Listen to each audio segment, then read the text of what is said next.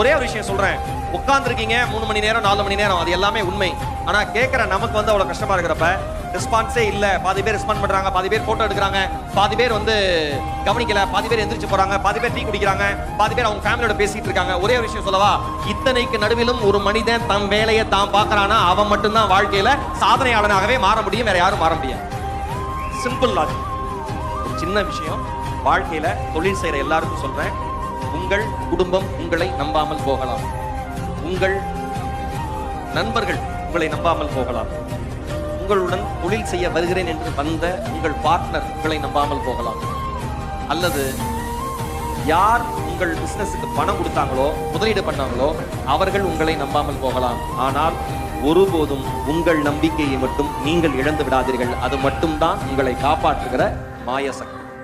உங்களை நீங்க நம்புங்க.